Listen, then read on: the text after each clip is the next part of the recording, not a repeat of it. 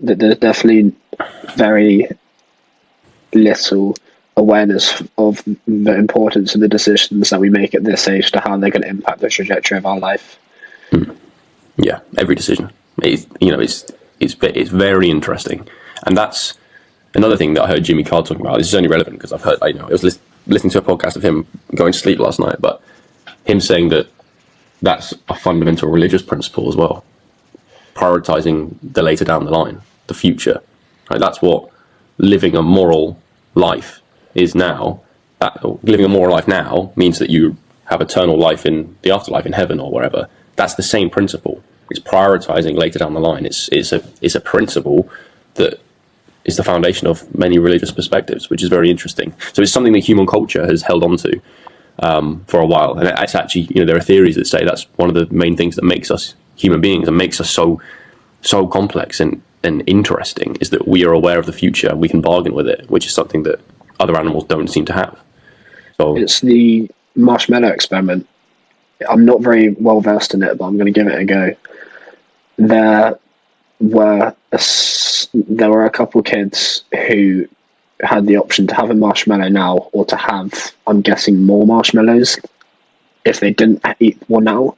And the ones that chose the marshmallow now, they, what was it, less wealth or less happiness or something later down the line? I think they tracked so many outcomes. I think they tracked wealth, but they also tracked general well-being in life, where they lived, what kind of assets they had, whether they were in a long-term relationship. And then they saw that the kids who could delay the gratification and wait and get the extra marshmallow, it was only one extra marshmallow, by the way. It wasn't like loads. It was like, don't have this one and you'll get two in a bit.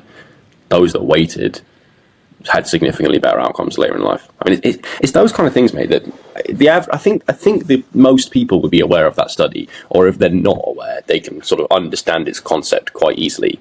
And sometimes we hear things like that and we just breeze past them. Oh, that's an interesting finding. No.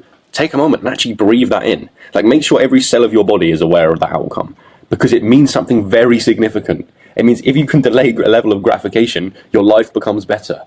Well, that's a very, very important statement to try and understand. Well, it's what I'm willing to bet on. That if I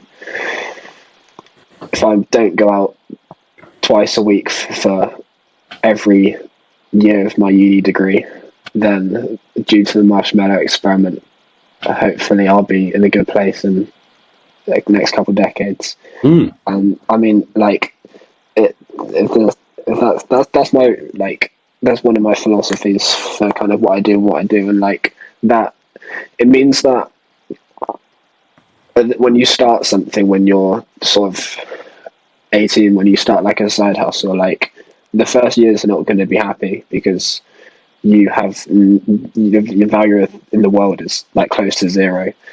So it's very tough when maybe, I don't know what percentage of kids go out or live that sort of philosophy, but if you're in the minute philosophy and you see everyone in uni doing one thing, and you're there kind of building your hustles, like that's what you gotta get over. You gotta be the exception to live an exceptional life, I guess.